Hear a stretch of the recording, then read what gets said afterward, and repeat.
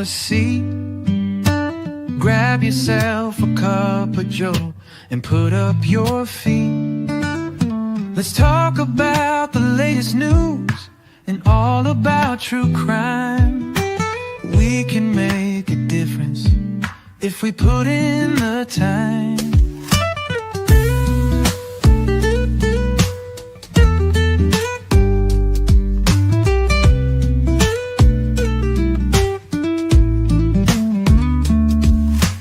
Good evening, come and find you a seat.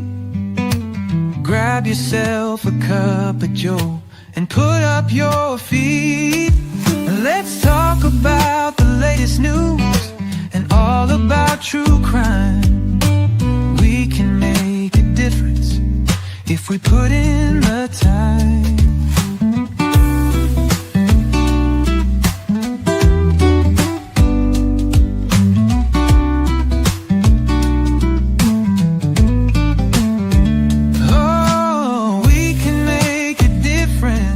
If we put in the time.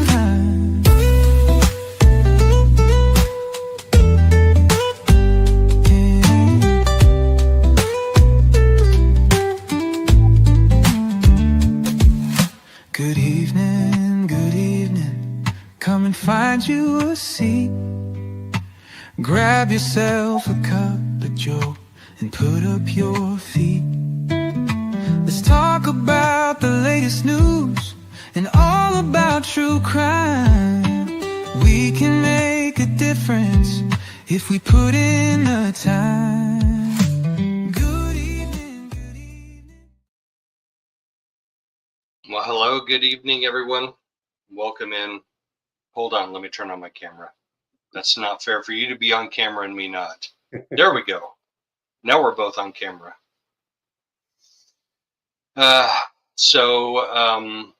Welcome to the first discussion that I've been able to have with a former juror after Lori Vallow Daybell's guilty verdict in Arizona. So, Tom, it's been a minute or two since you and I've talked. I mean, we talked while the trial was going on, but we haven't been able to talk since the jury came to their verdict. Yeah, good to be here, Joe. Good to have you on board. So I think probably the first thing I'm going to do is just show that verdict, because I don't mind taking a couple victory laps after that. I mean, we know for the sake of the families, for the sake of justice for Charles, like, this was a good verdict. Like, I'm not spilling any beans. I'm not telling anybody something that they don't know, but it's a good thing.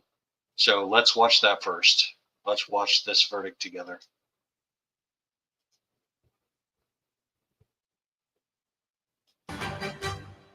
Welcome back to our special coverage of the cult mom conspiracy trial of Lori Daybell. I'm Ashley Wilcott. After less than 3 hours of deliberations over 2 days, the jury reached a verdict. Please be seated. Do we have a foreperson? Who's the foreperson? Yes. Has the jury reached a verdict? Yes, we have. I'm going to ask you to hand that to my courtroom assistant.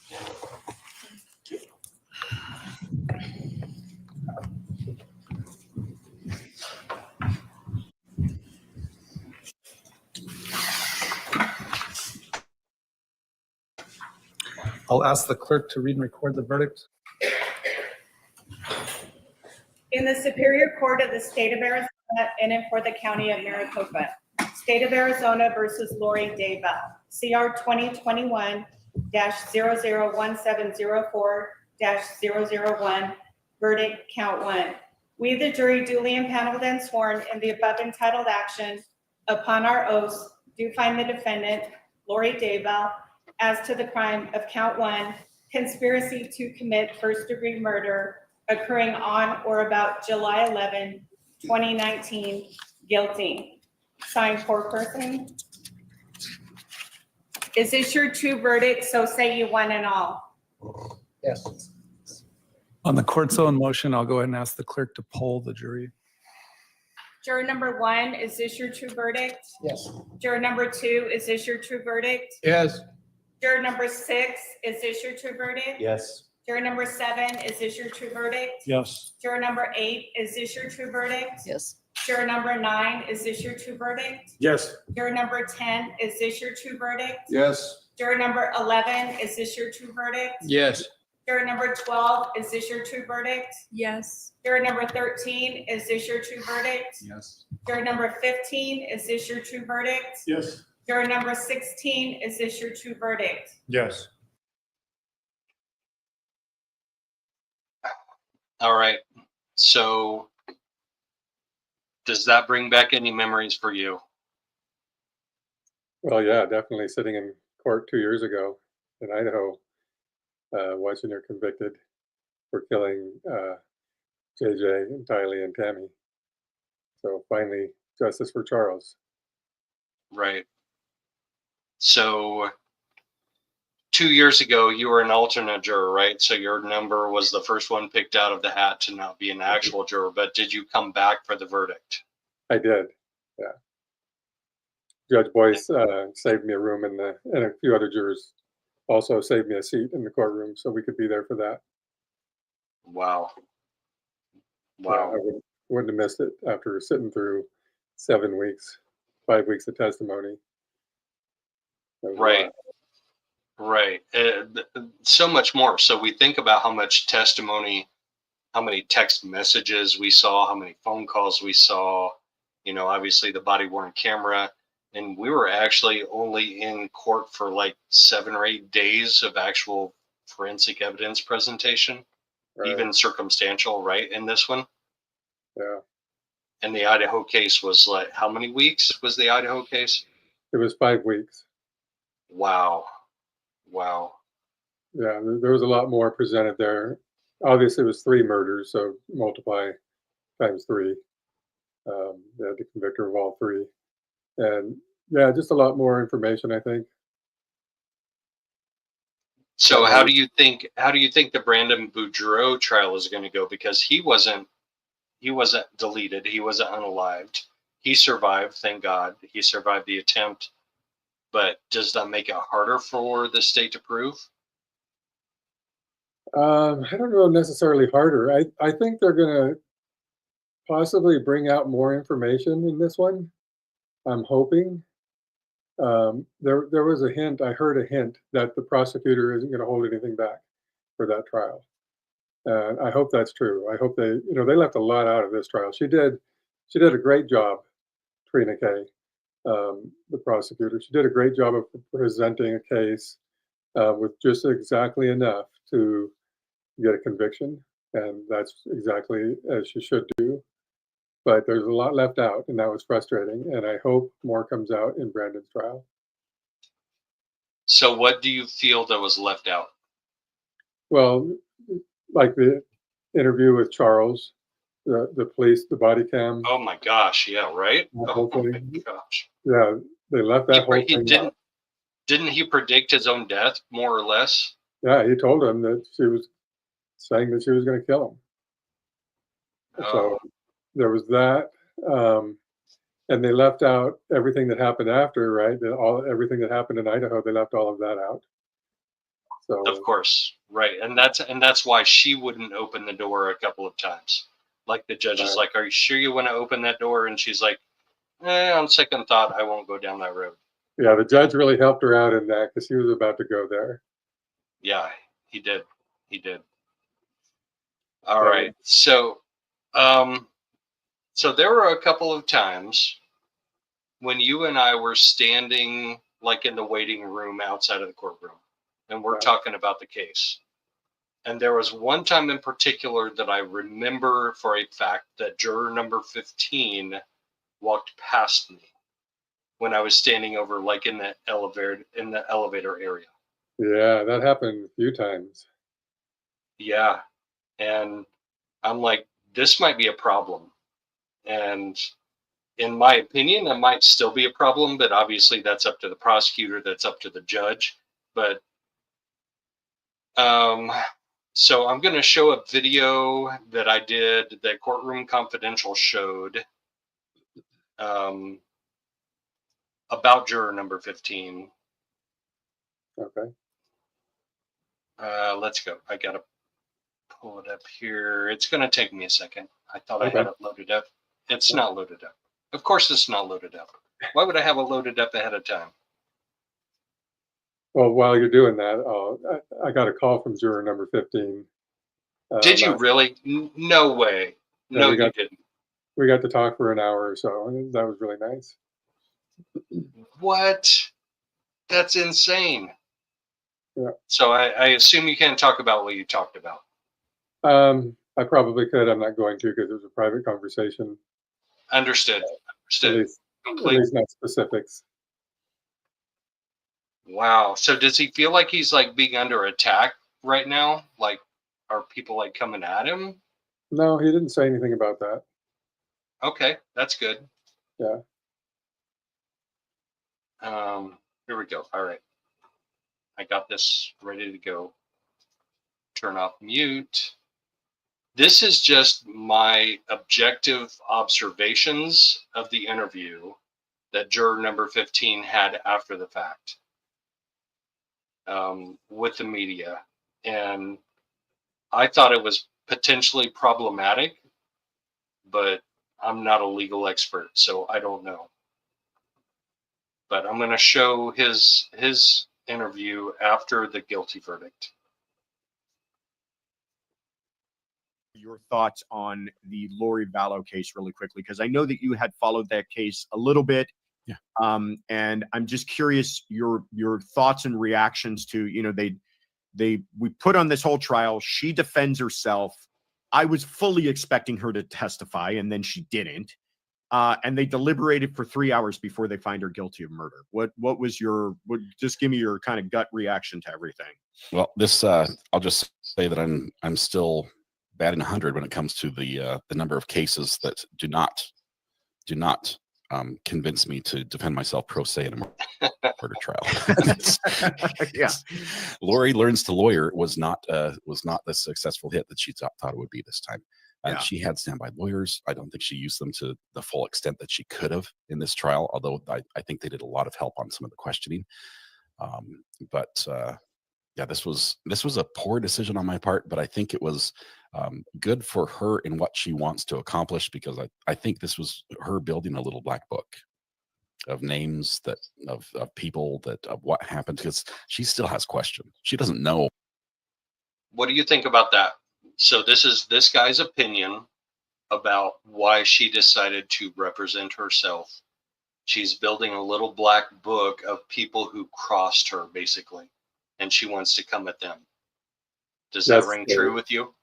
That's the first time I've heard anything like that. I would not have thought that. It's a little scary to think that she's keeping a list. But who am I listening to here? Who is Scott? So Scott is just like a courtroom expert. Josh Ritter. So Josh Ritter, Courtroom Confidential.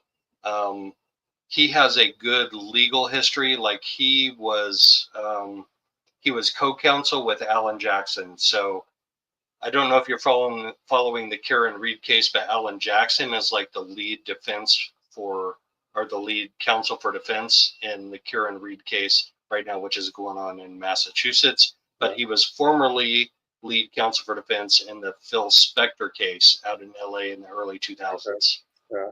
So he's got chops. Like he's done his time, and he brings Scott on for like his legal opinion about these cases, and kind of like an everyday Joe type of legal opinion with some more legal expertise than I have.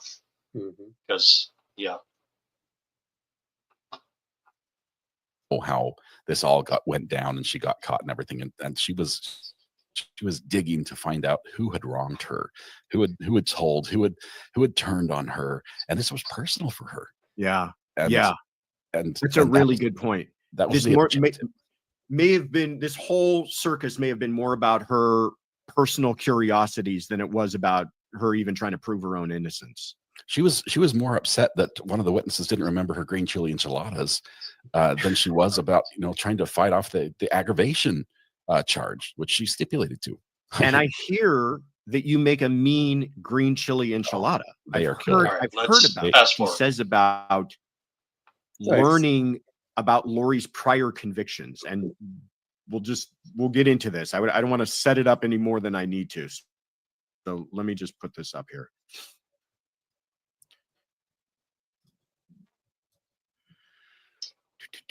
Watch the caption text in this interview with juror number 15. Okay. I figured it out. Actually, can you guys see that okay? Or maybe I should do it like this. Here we go. Yeah. Do you remember your reaction learning that she has been convicted in killing her 2 children? I feel sorry for her. I mean, driving home yesterday, I was like, God, she's spending the next 3 lives in prison in a cell. Okay. All right, Tom. I got to have your input in that. So when he said that, he said, I'm driving home yesterday and I'm feeling sorry for her because she's spending the next 3 lives in prison in a cell. There's only 3 options to interpret from that. Number 1, he misspoke. He didn't know about her prior life convictions. Number 2, he did know about her prior life convictions, and he wasn't honest on his jury questionnaire. Or number 3, he was honest on his juror questionnaire, and he researched her while they were deliberating. Yeah. I'm going to give him the benefit of the doubt, having come right out of the courtroom and being pounced on by the media after going through what was probably kind of a traumatic experience for him. He may have misspoke. I mean, who knows? It's hard. And, the other thing is they picked that jury so fast. I was a little concerned about that. And, you can ask somebody one time, what do you know? And you get an answer. I don't know anything. In Idaho, it took 2 weeks to select the jury. And we were asked that question over and over again in several different ways. And it gave me time to contemplate, because I knew who Lori was, but I didn't know what her crimes were. But it gave me time to think back and contemplate it over a period of several days. And, if things were going to come back to me, maybe they would have come back to me during that time. But in this jury, they picked it in 2 days and done. And jury selected, and they didn't have that time. So yeah, in all honesty, it was like 3 hours. Like it was like 1 p.m. to 4 p.m. They had a jury seated. I was shocked how fast that went. And it's not anything against any of those jurors, I think, but it's just that was too fast. It needed to be driven home over and over and over again, and they needed to be given time to think about what they knew and what they didn't know. So if he knew, maybe he's just figured it out after sitting there in court and thinking about it. And if he didn't know, maybe he just misspoke and got that information when he came out of court. But either way, I really feel for the guy. I don't think any of this was fair to the jurors. Not that it's about the jurors, but it's a tough situation to get thrown into. Yeah, and he admitted that he was the last holdout in her guilty verdict, right? Like when he was being interviewed with that other gal, they're like, "Well, you tell him who the last holdout was." He's like, "No, I don't want to tell him." But I get that too. Had I been deliberating, I wouldn't. My mind was made up before the end of the trial that she was guilty. But I would not have gone into that room and just said, guilty, that's it, let's go home. I would have maybe played devil's advocate a little bit, and just to get everybody's thoughts out and spend a little bit of time really thinking about it. And making sure my emotional side wasn't causing me to come to that idea, just to be sure. So again, giving him to the benefit of the doubt. Yeah. Yep. I'm down with that. I appreciate that for sure. So what do you think about 3 hours, like less than 3 hours to deliberate? It was like 2 hours and 50 something minutes, right? That seems pretty fast to me. I know that in deliberations in the trial in Idaho, they went through the jury instructions step by step, and that's what took them 7 hours. There wasn't a lot of dissent. It was just a matter of getting through that and making sure that they got everything right and they understood everything, and then they started voting. I don't know what the jury instructions were like in this trial. Maybe they were a lot simpler. They weren't. They were not. Like Judge Bereski read them in court before he dismissed the jury. So maybe that helped them read through them faster, but it felt like it was like 20 to 25 pages ish were the jury Yeah. instructions. No, I actually remember that now that you mention it. But still, I mean, maybe they were simpler. Maybe they were just better at that. Who knows? It's hard to not sitting in that room. It's really hard to guess or to make judgments. It is like everybody that is on my side of the keyboard wants to judge juror number 15. We want to judge all of the jurors. We want to be like, well, I would have done this and I would have done that. But until you've been there, that's not fair. That's not a fair assessment. Right. I agree. Yeah. Until you've been there. Yeah. Go ahead. You seriously had an hour-long discussion with juror number 15 on the phone. Yeah. Oh my gosh. All right. Get him my contact information. I want to interview him. Okay, I will. I'll do that. All right. I appreciate that. Like, for real, if that goes down, I want to know his side of things, because I was standing within 3 to 4 feet of him a couple of times on different days for jury. So I want to know what was going through his mind. That would be awesome. Like, that'd be a great interview. You're a great interview too. Do you want to see Lauren's interview with juror number 15 from Hidden True Crime? Like, she got that. She gets all the interviews. How does she get all the interviews? Tell me that. She's better looking than you are. It's just a little bit. Just a little bit. Oh, hold on. All right, let's find this. Present, share screen. Nope, that's not it. Doop. All right, we're going to have to back out. We're going to have to find it all over again. I know I watched that. It must have been yesterday. I've watched so many interviews, and she did an interview with him, and she did one with the other gal too. Yeah, that's the one I remember seeing. Or were they together? No, not in Lauren's interview. No.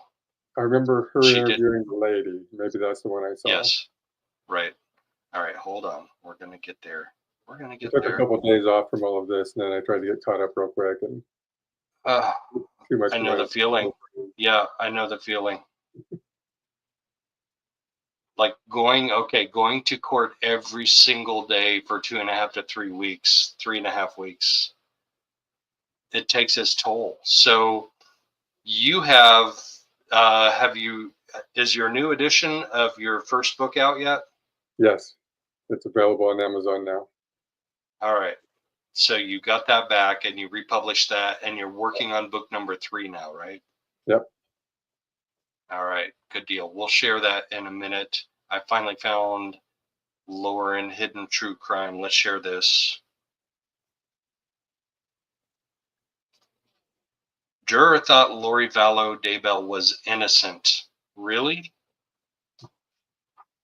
We have a very special guest today. I'm so grateful, Carl, that you trusted me and Hidden True Crime to talk about your experience as a juror on the Lori Vallow Daybell case and we are going to simply call you Carl. We're going to leave your last name out of this so that you can have some privacy. You are a private figure who did a service and served as a juror. Thank you for doing that. And so we'll keep it at that. Your name is Carl. And I have so many questions for you, mainly because shortly after the verdict, you all walked out the front door of the courthouse. A few of you were stopped by us, the media. Yeah. And we learned right away that you were perhaps one of the holdouts during deliberation. I was, yeah. Can you share that a little bit, like what you were feeling? And she was charged with conspiracy to commit murder. And what I didn't realize until probably the second day was because we were going through everything that happened with detail on, interviewing EMTs and interviewing detectives and stuff like that. I kept wondering, who's on trial here? Is this Alex on trial here?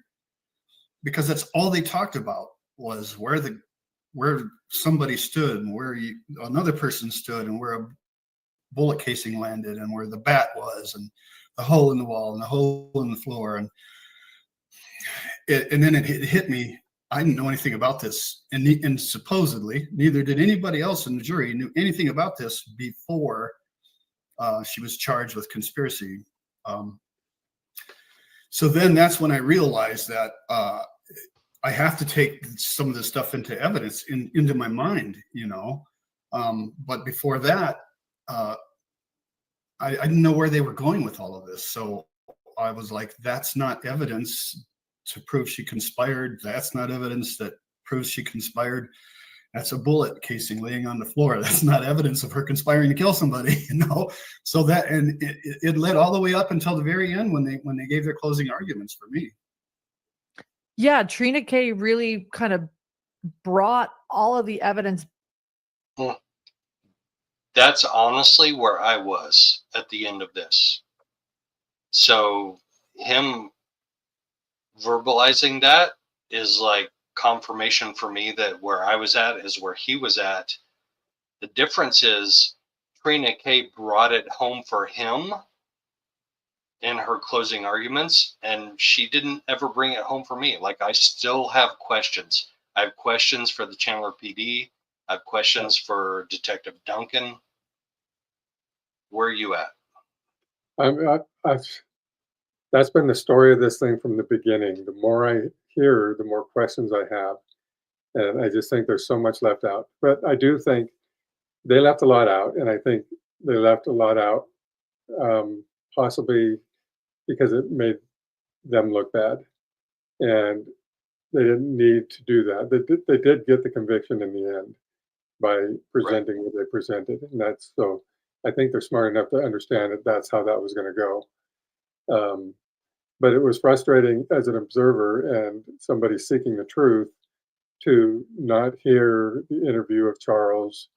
It was taken days before he was murdered when he called the police. And he told them that she said that she would murder him. They didn't show any of that. I think if I remember right, the reason for not doing that was they said it would have been hearsay, but that doesn't make any sense to me because all they would have to do is subpoena the officer that was interviewing Charles in that moment to come testify. And then I don't think that would be hearsay, but hearsay is confusing to me, so I don't know. Yeah, hearsay is confusing to me too, and I think that's the reason that Tylee's interview also couldn't be entered in, even though Lori desperately wanted Tylee's interview to be entered in. Right. Because I think for the main reason that they're not there to be, they're not available because they're deceased to be cross-examined by the opposing attorney. It's frustrating to me too, why they couldn't bring in those murders, why they couldn't say that she was a convicted murderer in Idaho. And they say, well, because that would prejudice the jury. But is prejudicing the jury with truth a problem? Because I think that's the point. Right. Oh my gosh. I would understand if she was accused and not convicted, but she's a convicted 3-time murderer in Idaho. And that seems very pertinent to me. And I thought it was terribly unfair to these jurors for them to Well, not know that. the judge decided early on, before the trial, that the state could bring in the fact that she had been convicted of 2 felonies, but not what felonies she had been convicted of. And the state never did. Trina never did. So I honestly think that maybe was a smart decision to not bring those in. Maybe. Well, and I know that they're super, super careful. You know, they have to be careful of a mistrial or an appeal and all those things. And what I've learned watching these trials, this is the 3rd one for me in this case. I've learned that they're very careful about what they do bring into court. Yeah. And Trina is especially careful. Yeah. All right. Let's keep going. Back, I felt during that closing argument. Is that what you felt she did, or how did those closing arguments help you? Yes. Yes. The thing was, is there was so much, I mean, for me, my mind was inundated with information, and it's hard to, process all of that at any given time. And when she did her closing arguments, it started making me think, "Ooh, I want to look at that when we go into deliberation. Ooh, I want to see that. I want to watch that video." Stuff like that. And that's kind of where it kind of all came together for me, was at the very, very end. All right. So, Tom, how does your jury experience compare to that? Right. Like he says there was a whole bunch of evidence and she brought it all together for me at the end. How did your experience compare to that? As soon as Lori's trial was over, the prosecution team and I interviewed each other, and they asked me for a critique. And what I told them was the only thing that I could say is there was so much information thrown at us in such a short time that it was hard to absorb it all and recall it all when you needed to. So, I told probably, if you could, as the trial ends, maybe outline it, go through it all again quickly and concisely. And so they did that in Chad's trial. And Trina Kay did that really well in this trial. And that's why I think for him, having that closing argument, having her go through step by step again, and she really presented the whole case all over again in her closing statements. And I thought that was really good. And I can understand from the perspective of a juror how that would be really helpful, because you're really coming in knowing nothing and expecting to absorb all of this is just not easy. It's hard to do. Yeah, I mean, you come in with stuff like Nephi, like the story of Nephi. Like, where do you park that as a juror? Where does that It's end up? it's not like you can go home and look it up, right? During the trial, you're not allowed to do any of that. So you're just hearing what they're telling you, and that's all you get.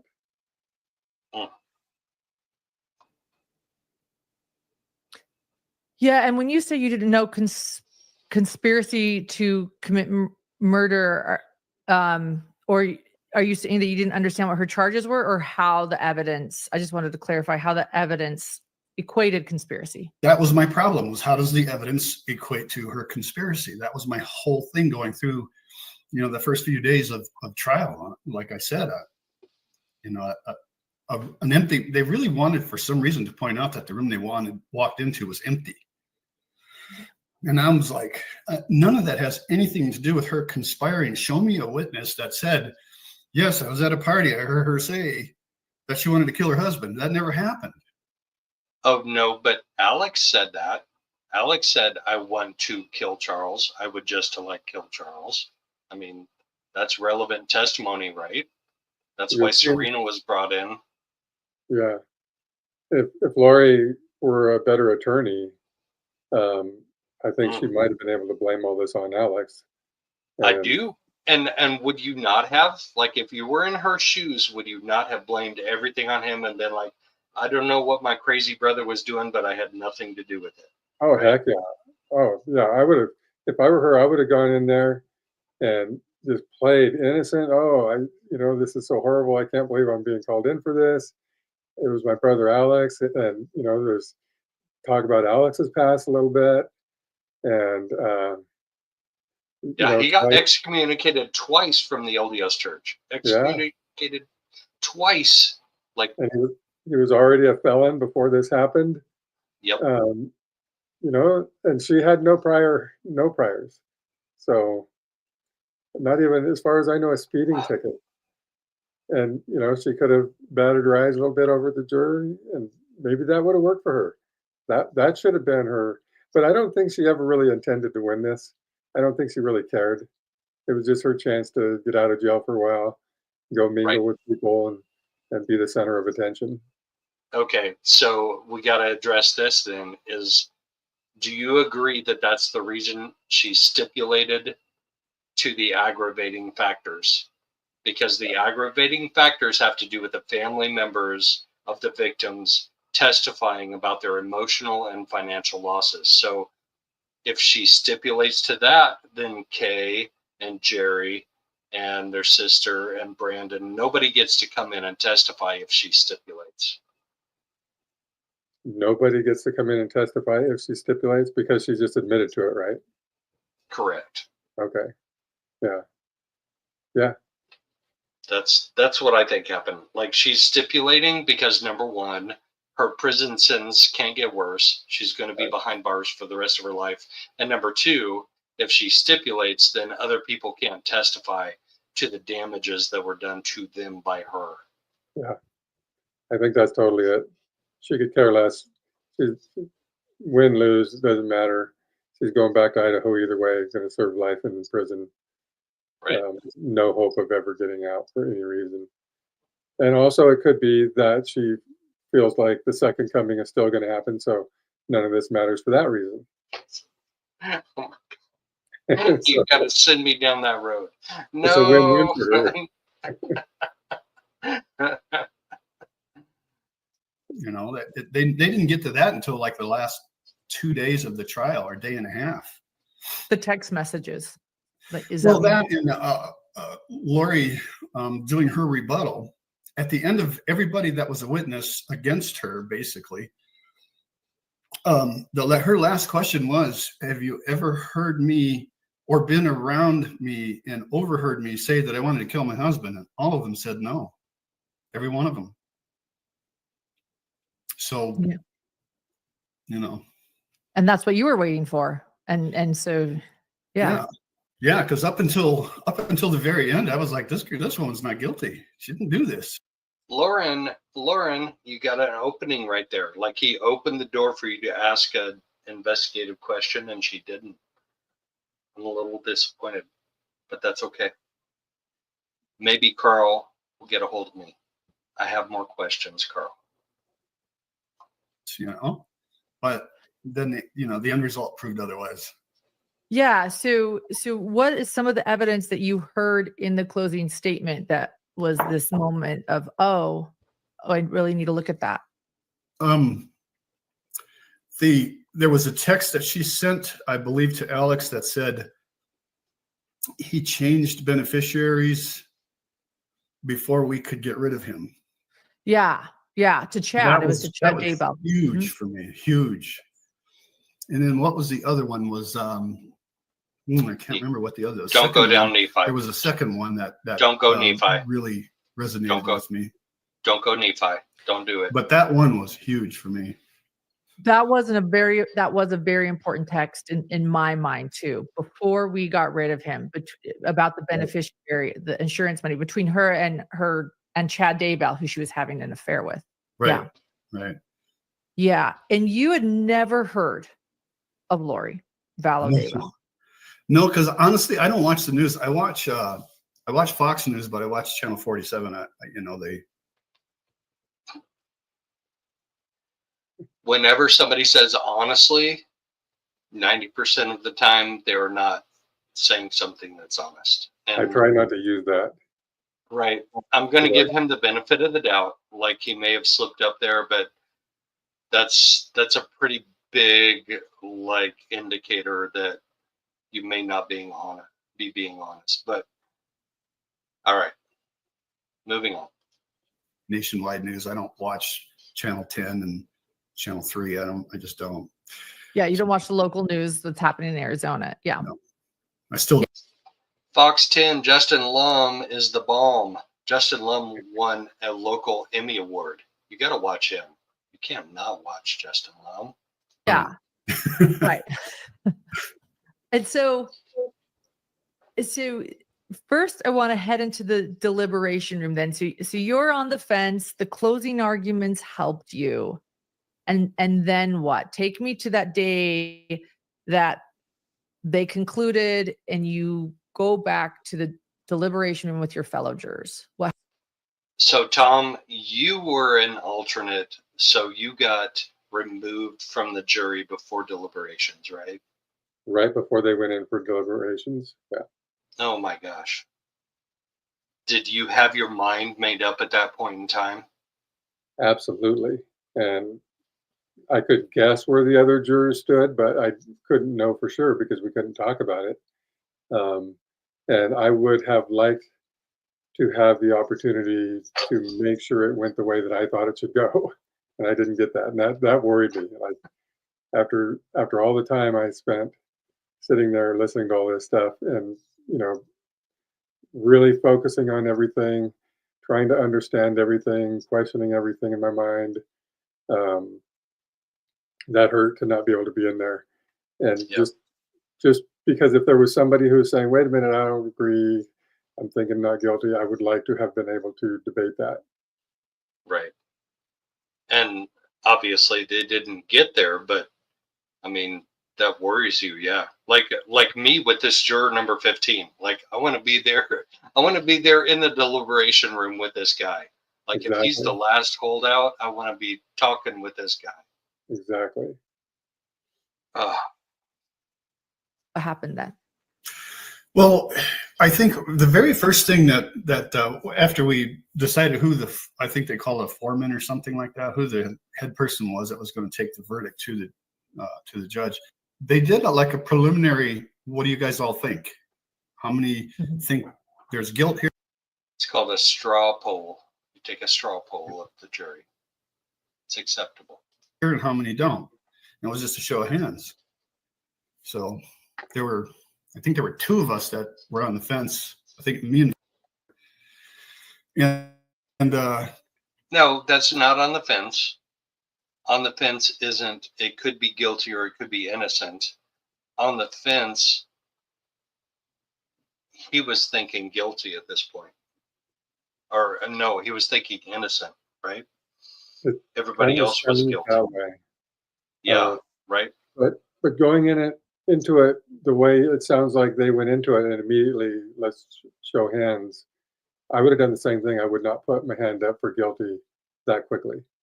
I probably wouldn't have said, I'm thinking not guilty, but I would have at least said, I'm not ready to put my hand up until we talk about this a little bit. I dig that. That's a good response. Like that's a responsible response. And you talk through it and then you figure out where you end up afterwards. Right. Yeah.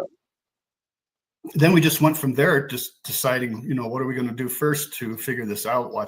We watched videos first, and then we went through the texts and things like that after that. So, but the videos were also pretty convincing as far as like when she went into, I think it was Walgreens with flip-flops on, saying she left the house barefoot and didn't. Wait, what? He saw the slides. He saw the Walgreens slides. Yeah. Like I didn't see those until like a couple of days ago.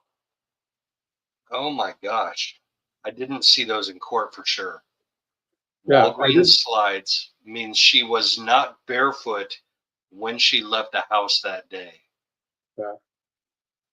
So another thing I was just thinking about what we were talking about on the last pause, we're listening to Carl and learning about his personality or whatever, but we're not hearing the other 11 jurors.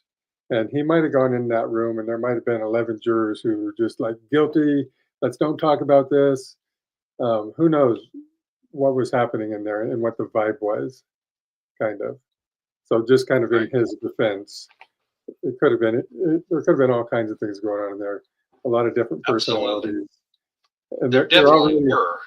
yeah, and they're already, even though they're not able to talk about the case, they talk about everything else when they're sitting in the jury room. And if it's like it was for me, they're spending a lot of time in that jury room talking Right. about their families and different things. And they're learning And about each other. So they know about personalities. And yeah, there might have been some really forceful personalities in there, and he might have just been pushing against that a little bit. I dig that. That I can totally see that. And they might also be pushing back against the grilled subs down in the courtroom cafe, Yeah, courthouse cafe. Grilled subs were pretty good, but they weren't great. right. After so many of them, right? Right. But okay, so let's get into that for a second. The court does not reimburse the jurors for lunch. They're Right. responsible for lunch on their own. Like they have to pay for that themselves. I I heard think that's a that. thing. I Yeah. thought that was really strange. So I'm not sure if I'm clear on this, but I think that you either get reimbursed from who you work for your jury service, or the court pays you $300. That's what I think happens. Up to 300. And so Vince, so I got to know Vince really well. He's the public information officer for the courthouse. He said it's either $320 or $340 a day for compensation for your direct wages or financial benefits that you receive for your job if you have to leave your job.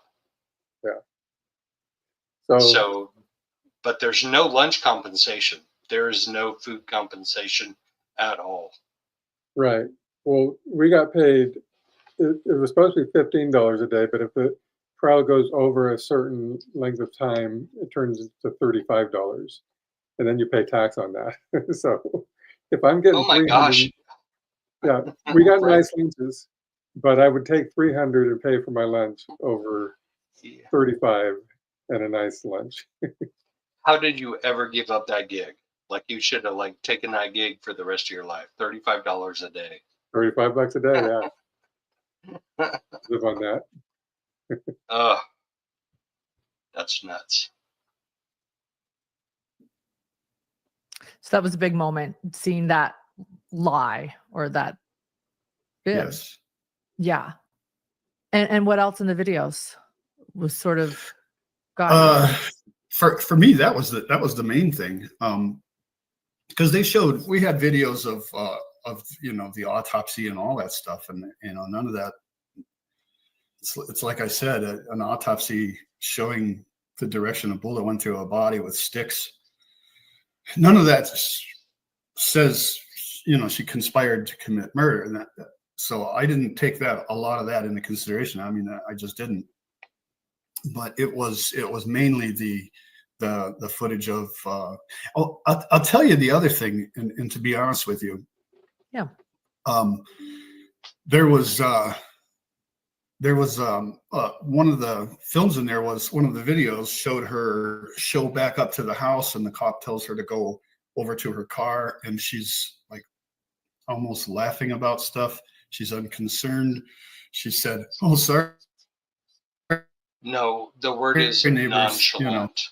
She was nonchalant. We have to I get that learned, word right. I learned to hate that word watching this trial. Yes, agreed. Like, did we hear that like 20, 25, 30 times at Well, least? the first time we heard it from the officer that testified, the first witness, I forget what his name was. But then in the cross-examination, he didn't remember that he had said that. And so he denied saying that. And that kind of He got things started did. off. He did. He Yeah. denied saying that he said nonchalant. Right. And I'm he like, clearly said it. Lori, here is a chance for you to say, let the courtroom reporter read back your testimony, because I swear you said the word nonchalant. And she Right. didn't And do it. that could have, it's a simple mistake, but it could have made him look a little untrustworthy, possibly. And Yeah. she could have played on that a Yeah. little bit. Yeah, I don't think it would have changed the eventual verdict, but I mean, it's an opportunity for lawyer Lori to be a good lawyer, and she just can't help herself. Like she screwed it up at every level. She did. Yeah. Mhm. I was like, your husband is lying in there dead, and you're going, ha ha ha, sorry neighbors. You know, it was very what did they call it, nonchalant. Oh, there it is. Yes, There it nonchalant. is. And she was like that with a lot of stuff. And you know, when we talked about that with the jury, I even mentioned, I said, you know, a lot of people go through divorces. She stated she didn't like him. A lot of people go through divorces, and if a spouse gets in a car accident and killed, they're like, okay, I'm not going to lose a minute of sleep. You know, I hated her or him, you know. Sure. Yeah. So I thought to myself, maybe that's where she was at. She didn't like this guy. And so there was no emotion there for him. It just wasn't. So that was, you know, I was kind of 50-50 with, should I even consider the coldness of her? Turns out I should have. Yeah. Should I have considered the coldness? He had no Tom? idea at the time. Right. Tom, did you feel like she was cold? In this trial or in our trial? In your trial, Idaho?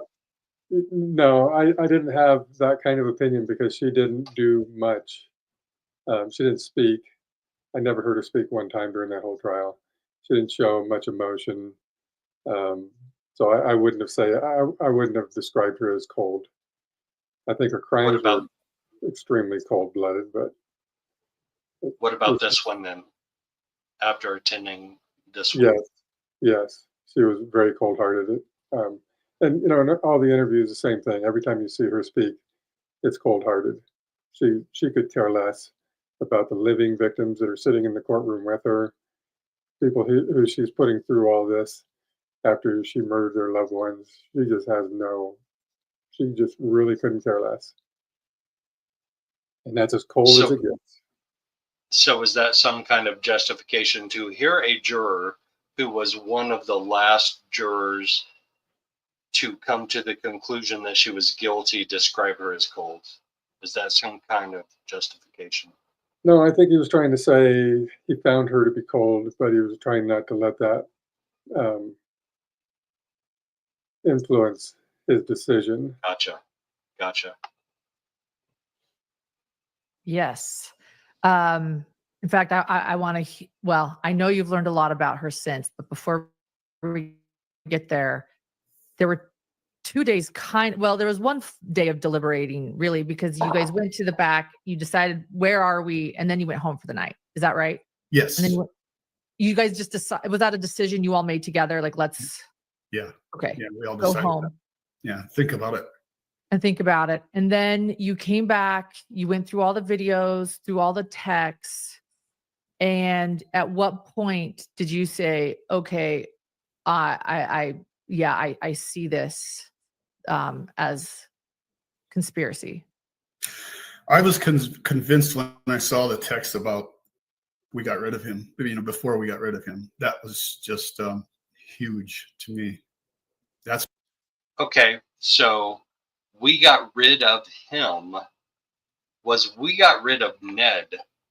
That was, we got rid of a spirit that was possessing Charles's body. So yeah. I think there are two key things to me in this. One of those is this. That's like, we got rid of him. Okay, no, you got rid of a spirit. So right. I didn't get there, but he did. And the jury did, obviously.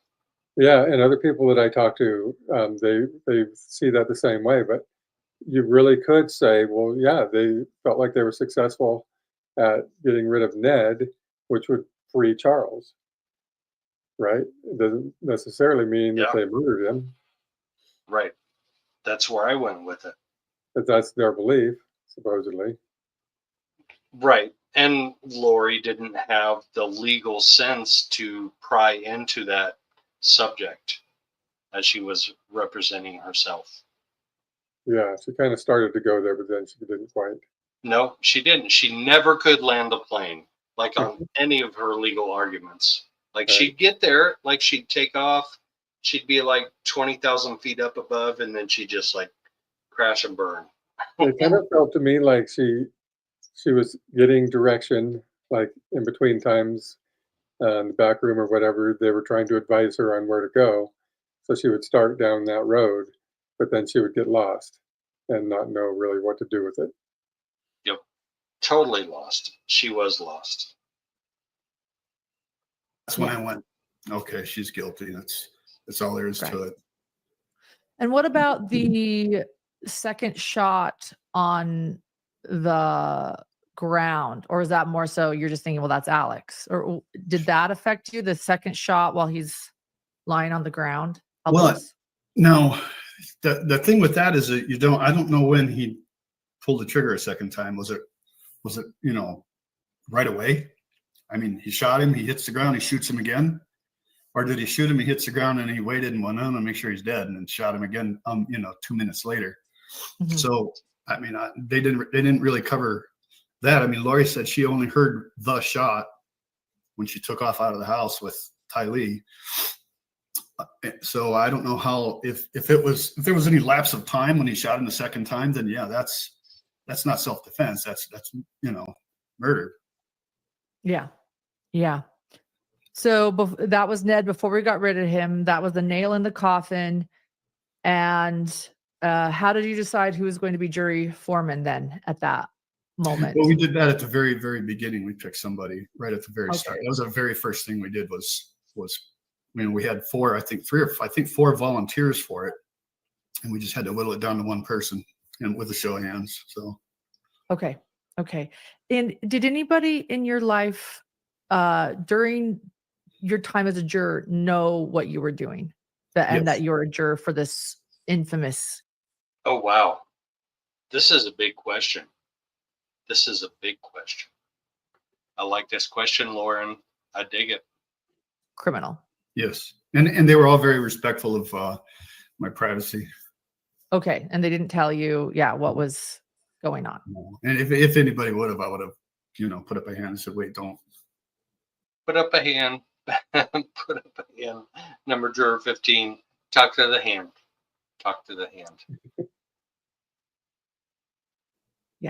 Yeah. So the verdict's read. It's guilty. All of you walk out. And at what point do you say, I need to learn more about Lori Daybell? Right away. As soon as he gave, I can't remember what he called it. It was some 50-cent word he used, of course. But as soon as he admonished us from not being able to talk to, we could talk. No, the correct phrase is he released you from the admonition to not research the case. Right. That's the correct phrase. Is that what you guys got in Idaho, Tom? Yeah. And so, but the thing is, these guys aren't legal professionals. They're just citizens going in there doing this for the first time. They have no idea what any of these terms mean. It's confusing. It's hard, and it's easy for somebody to look like they didn't quite understand maybe what was happening. But I get it. I can understand where he might have been confused. I get that. Yeah.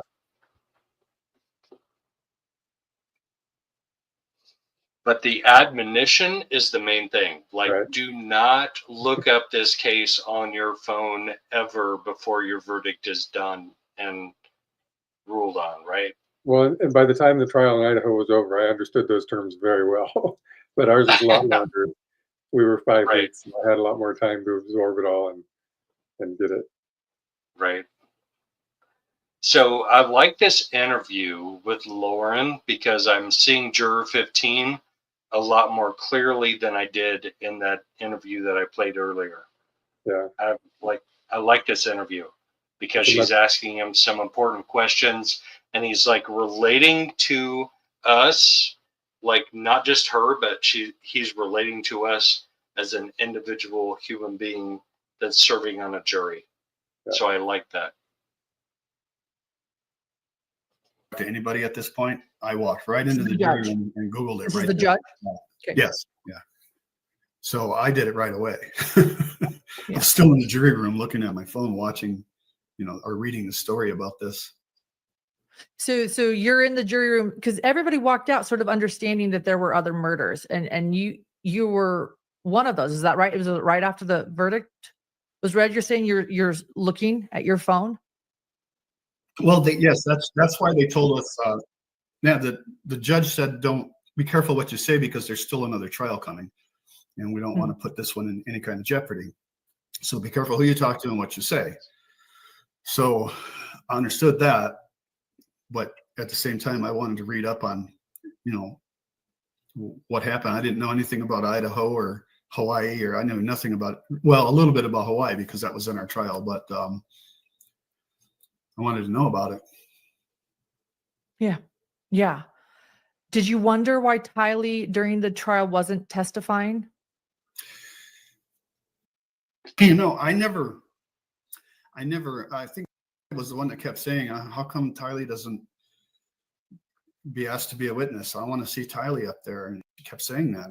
I think about 3 different times, but no, I never said it, but yeah, we did not know that she had been killed. Nobody knew that. Which is horrendous. Yeah, it's tragic, isn't it, to learn that? I mean, what did you think when you realized when I saw that? Oh my God, she's just a mental monster. Is all I could say to, because I think it was Channel 3 or somebody asked me the same question, and I just said all I could say is wow, wow, unreal. Because like for me psychologically, I just sit there and I go, what? How does one let themselves get to that point? Tom, I got to ask you, like, how do you relate to what this juror is going through right now? Like, he's being really honest, and it's amazing how honest he's being, but how do you relate to that? So for myself, when the trial was over, I did not allow myself to be interviewed for a while because I didn't know who anybody was. And, I wanted to get my thoughts more clearly laid out in my own mind before I put myself out there. And I think that would have been good advice for all these jurors. Take some time. I understand why they want to do it. They just went through hell. And now all these people want to talk to them. And they do have something to say that people are interested in hearing. So I get that. But I wish they would just wait for a week or two. And, it takes a long time to find out who you can trust in the media too. And I still am careful about that. I don't talk to people that I don't either know or have somebody else knows and has been interviewed or whatever. I have to know that it's safe because, some people have an angle and you get trapped into that. And I don't want to be in that position. So as far as what are you doing? What are you doing with me live right now? Like, how did you decide that? I talked to somebody about you. I can't remember who, or I watched your interviews with other people. I think it was that. I think I watched your interviews with other people, and so I knew what you were about. Before Maybe Kresha and Megan. Yeah. Yeah, that's right. Kresha and Megan both. Yeah. Yep. So, yep, there was that. All right. Well, I hope juror number 15 figures it out. Like, I really want to talk to him. Like, I want to figure out where he was at. And I have some other questions for him. But you know what? He's got to be in a safe space too, right? He's got to figure out his safe space. He does. He really does. Yep.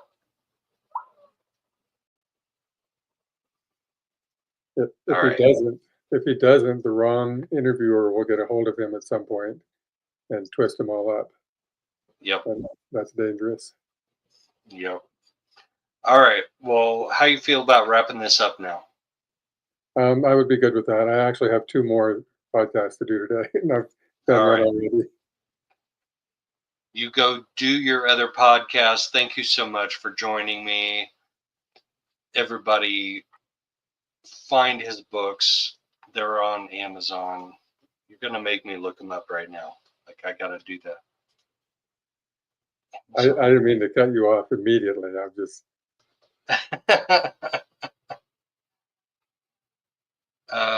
There's book 2. Book 2 is about Chad, or Chud, as most of us like to say. yeah, Chud.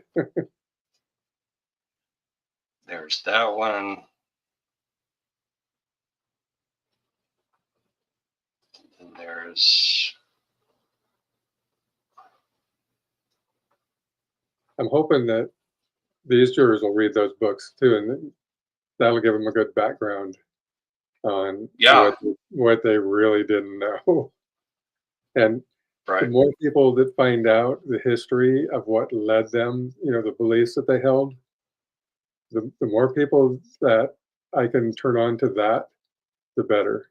The more people that understand that and what those dangers are, the better. Truth is power, right? Yeah. All right.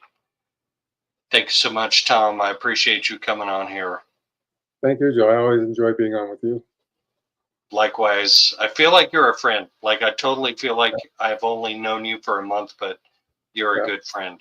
It was real easy from the first time I met you, and I think that's the best thing you can say about when you meet somebody and you're just kind of, it's easy to get along and talk and be in the same room. Yep. Likewise. I'm happy to do it again sometime. Let's figure it out. We'll get there.